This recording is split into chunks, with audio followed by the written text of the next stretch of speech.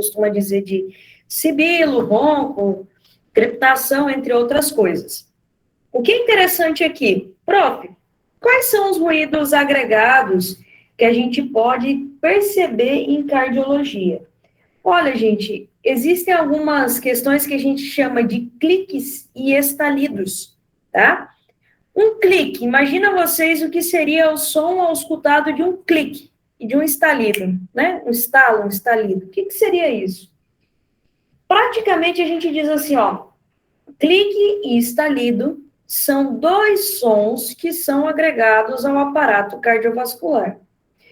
O que acontece? Tudo que a gente escuta no pulmão está relacionado, na grande maioria das vezes, com secreção, ou a passagem de ar diminuída, ou até mesmo muito aumentada. No coração, tudo que a gente escuta está relacionado com o ciclo cardíaco. Então, todo som agregado, ele pode ser durante a sístole ou ele pode ser durante a diástole, tá? Isso depende da condição clínica.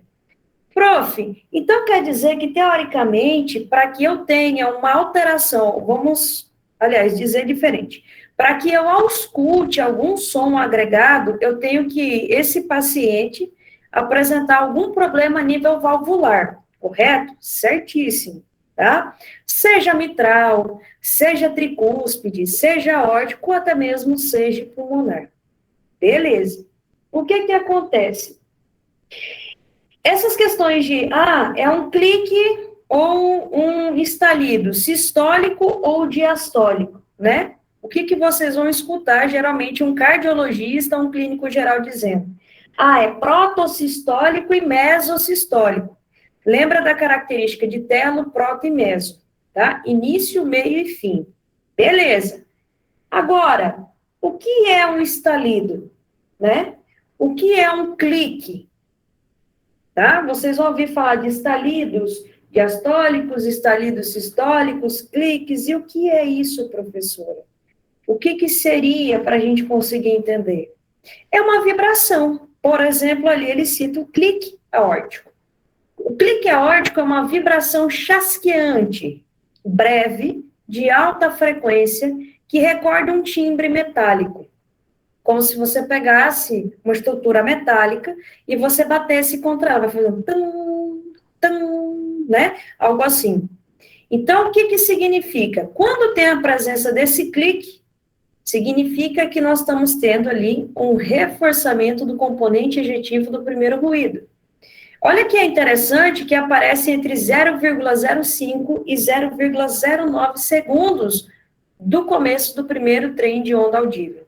Aí vem aquela questão, né, gente? Professora, como é que eu vou escutar isso? Porque eu não tenho nem a percepção do que é o normal.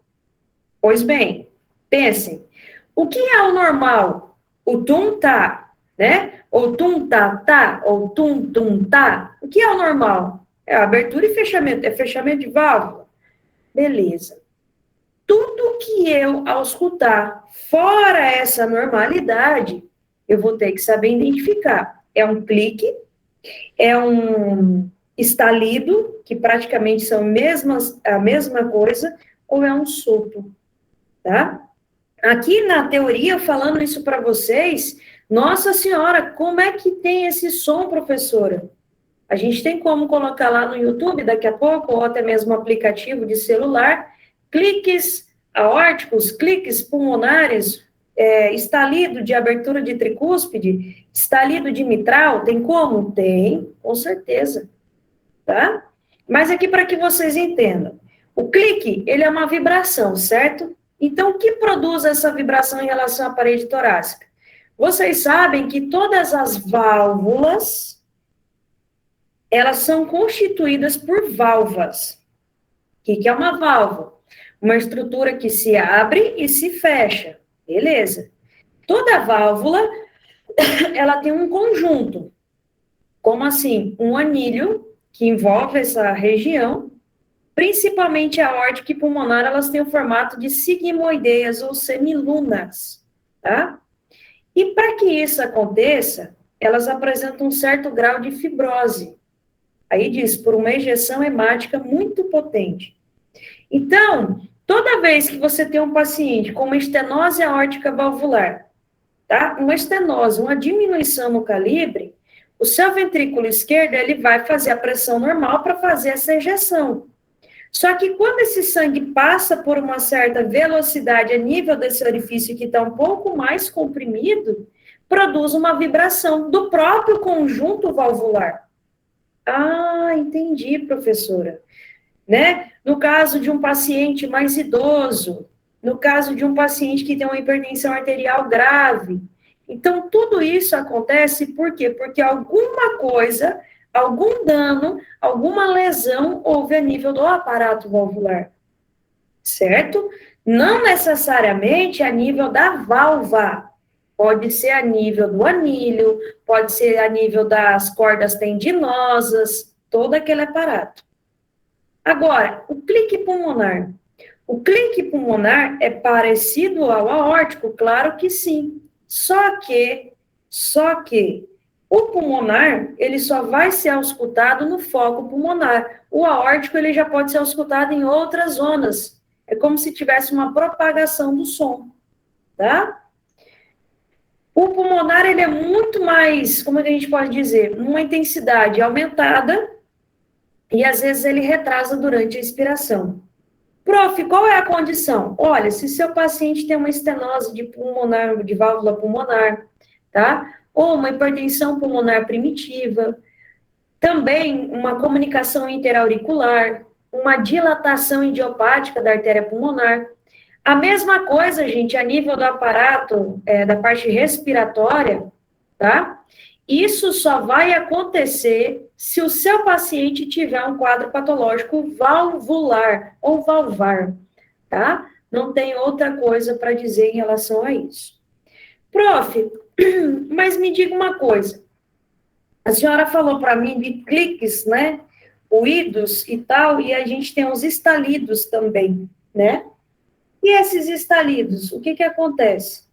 Geralmente, gente, um estalido, ou um chasquido, ou qualquer outro ruído, ele acontece justamente por essa questão.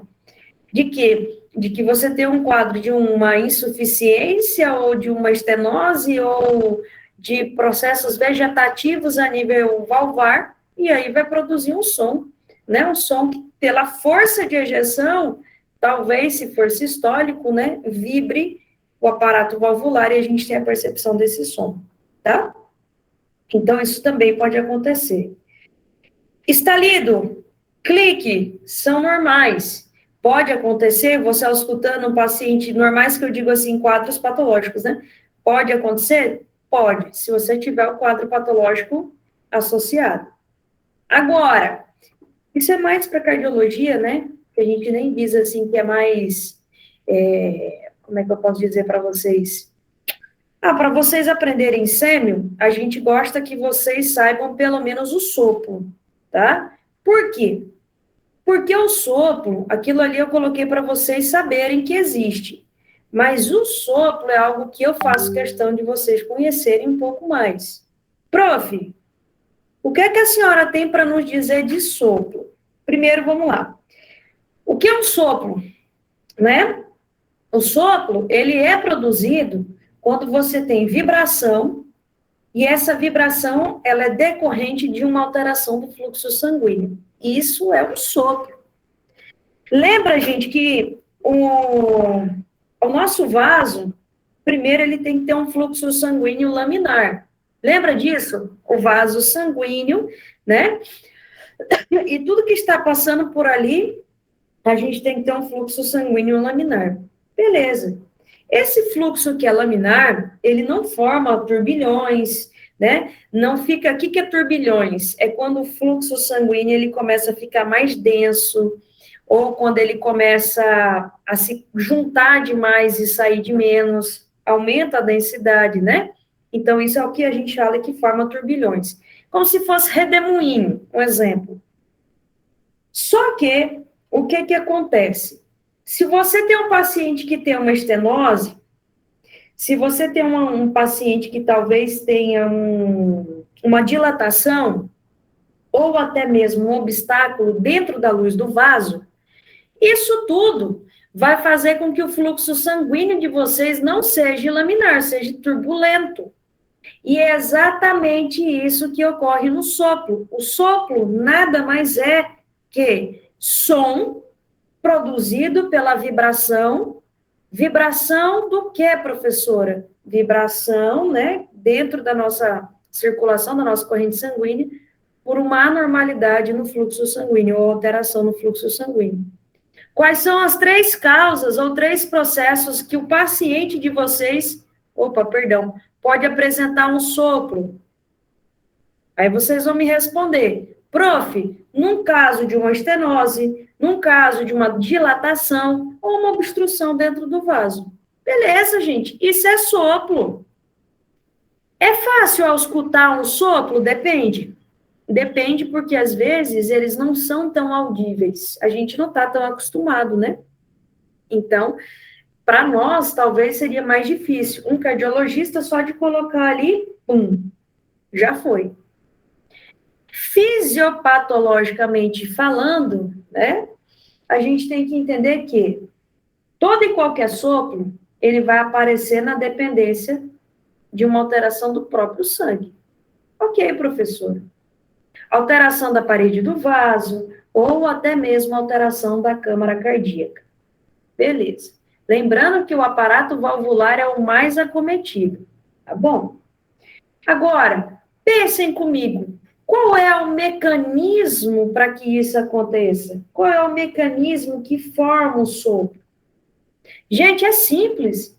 Se você tem um aumento da velocidade da corrente sanguínea, se você tem uma diminuição da viscosidade sanguínea, se você tem ali um sangue que está passando por uma zona estreita, né? Ou se você tem um sangue passando por uma zona dilatada, ou até mesmo quando você tem a passagem de um sangue de uma borda livre. Professora, entendi. Só que nem todo sopro é só por um comprometimento valvular. Nem todo sopro é porque teve um processo de obstrução dentro do vaso, ou por uma estenose, ou por uma dilatação. Por que eu estou falando isso? Porque criança, gente, criança com febre, né, vocês vão ver muito isso em pediatria. Crianças que apresentam certos quadros febris, a gente pode encontrar sim sopro. Por quê, prof? Porque toda febre vai fazer o que no nosso sistema? Aumento da velocidade sanguínea. Não quer dizer que eu estou fazendo exame físico naquela criança, de repente eu escuto um sopro e eu já vou dizer para a mãe da criança, olha, eu acho que seu filho tem um problema na válvula. Não, eu acho que seu filho... Não, gente, se é um processo febril, é comum. Quanto mais eu tenho um aumento, né, da velocidade de sangue, mais possivelmente eu posso ter a percepção desse som. Ah, tá.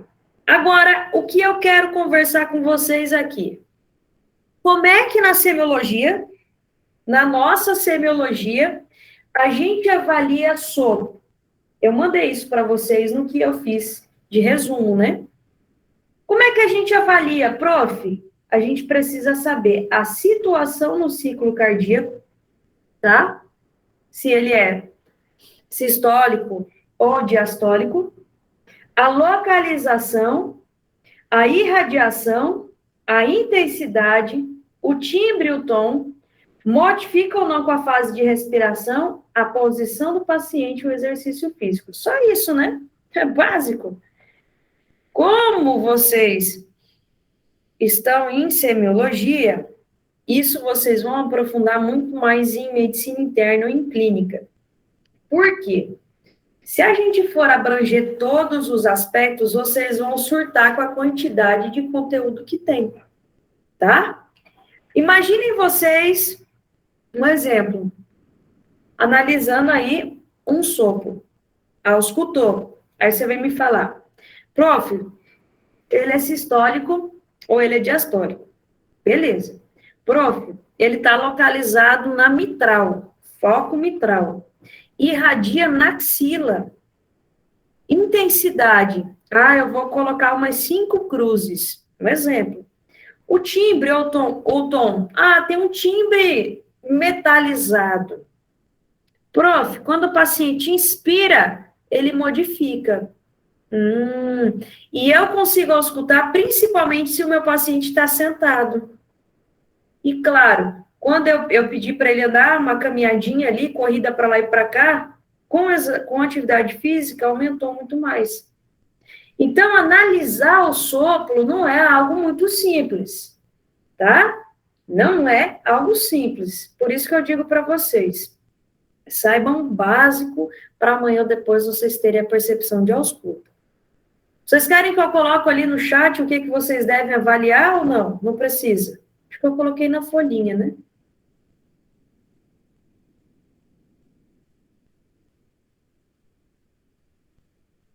Oi? Meus amores? Precisa? Rapidinho, eu vou colocar aqui para vocês, então, tá? Vocês anotem, porque isso é para a vida de vocês.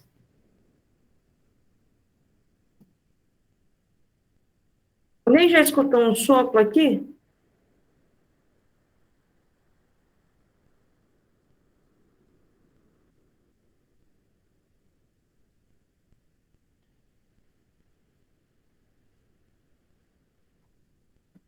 Já? Não?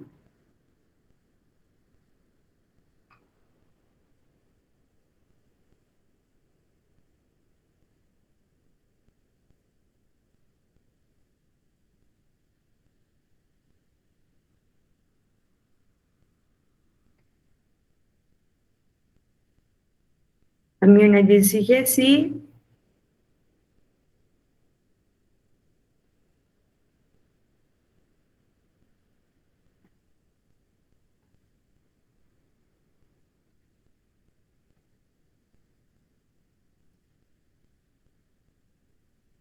E em pediatria é bem mais comum, né? Dá para escutar melhor também, porque criança geralmente não tem tanto tecido adiposo, então isso daí não dificulta a ausculta. Ou não ter um tórax alterado, ântero posterior por questões patológicas, também é fácil de auscultar.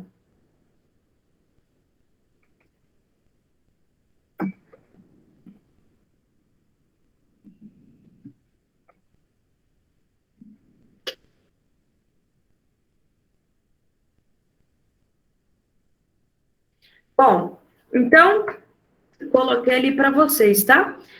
Situação no ciclo cardíaco, localização, irradiação, intensidade. O timbre ou tom, ou timbre-tom, tá? Modificação com a fase respiratória, beleza? Posição do paciente e exercício físico. São questões que vocês têm que analisar aí, tá? Anotem isso para amanhã depois servir para vocês. Meus amores, antes de mais nada, depois eu vou explicar por que eu coloquei grau 1, grau 2, grau 3, grau 4, tá?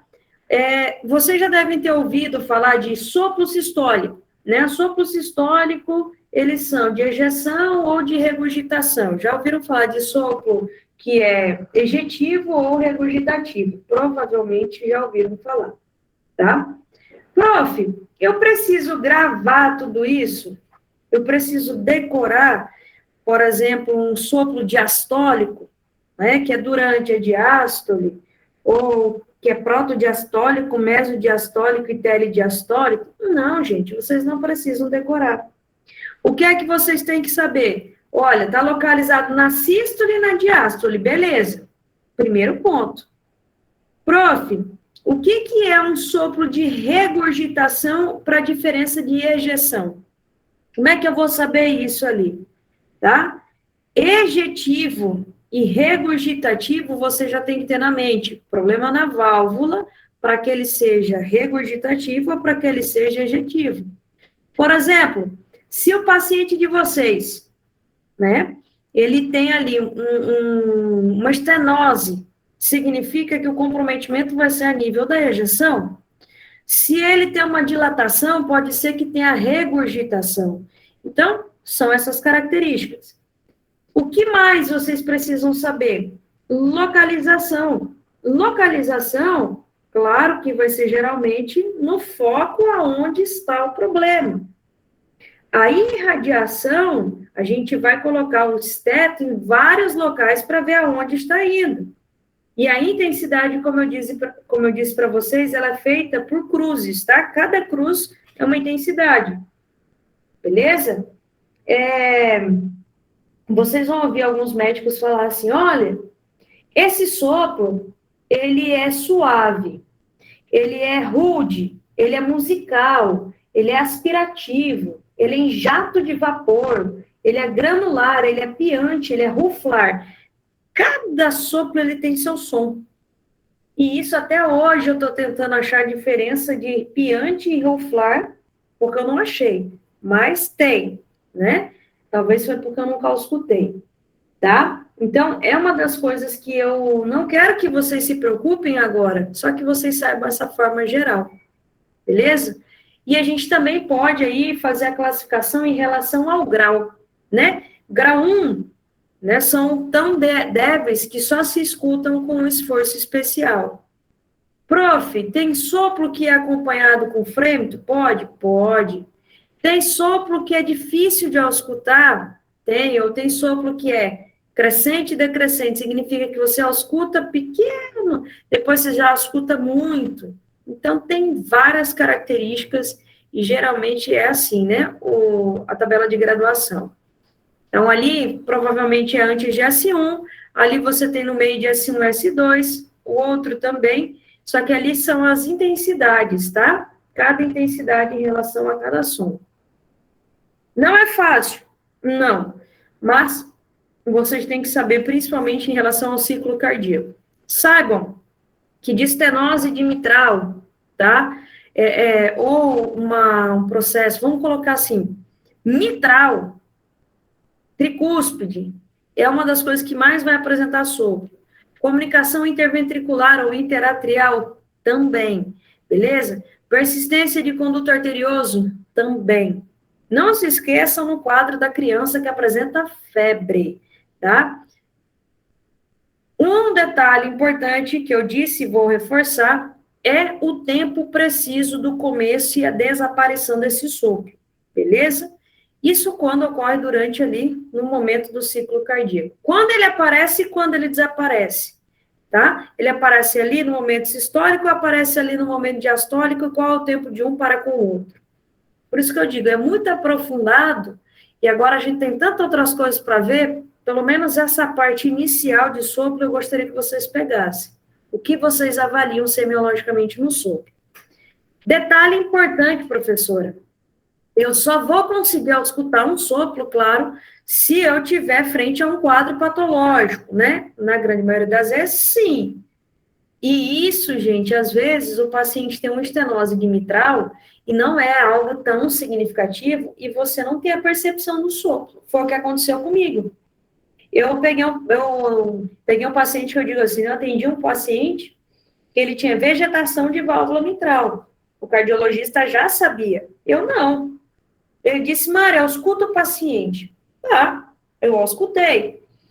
Claro que eu auscultei R1 e R2 hipofonéticos. Realmente, um paciente de 80 e poucos anos, bem hipofonético. E, para mim, que na minha ausculta estava tudo certo. Beleza? Sem nenhuma alteração. Aí, Mari, tem alguma característica, algum ruído agregado? Eu disse, não, tá tudo normal. Aí o doutor olhou para minha cara e disse, você tem certeza? Eu disse, não, também não. Não tenho, porque eu não tenho a preparação que o senhor tem, né? Mas eu não estou escutando. Tá. Quando não, ele pega o estetoscópio, coloca lá, ela falou, mas isso aqui é o quê? Eu falei, mas eu juro que eu não escutei isso daí. Não escutei. Não mesmo.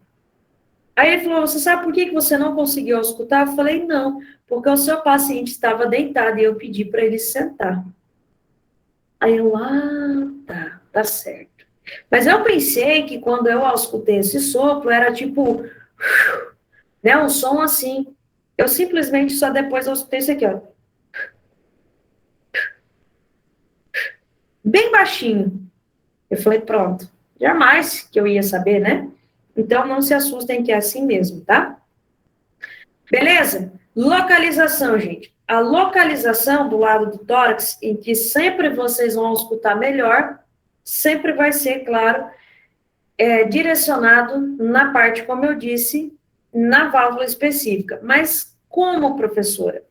Se você tem um sopro de um processo de uma estenose valvular aórtica, você vai escutar no máximo no segundo espaço intercostal direito. E ele vai irradiar para as artérias carótidas.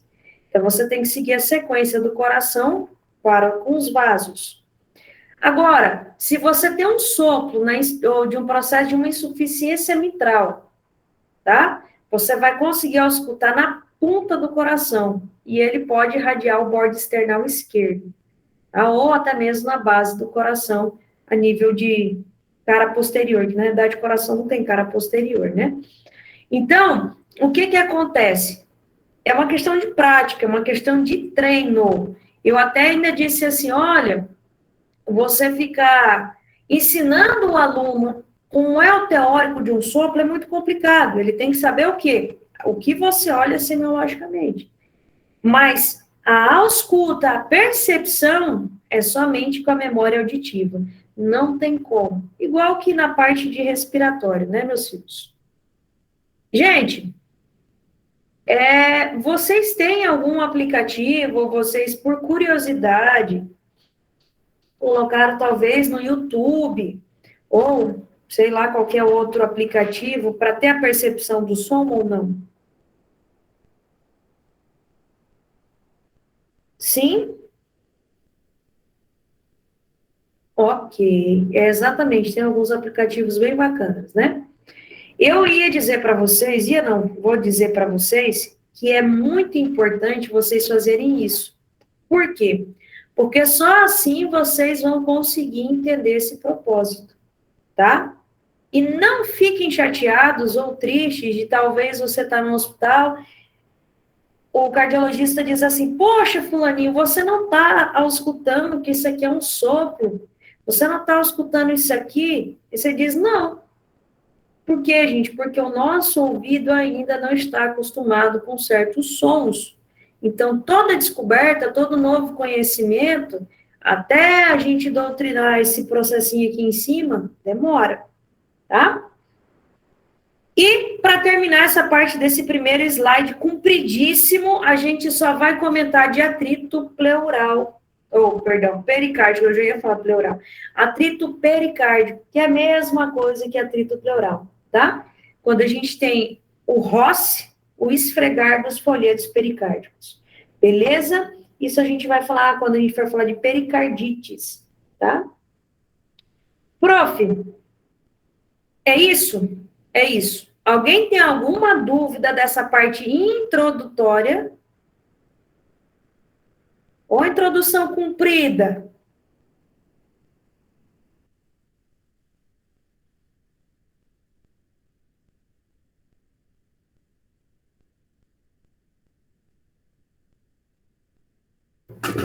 Alguma dúvida? Não? Podemos ir para a patologia?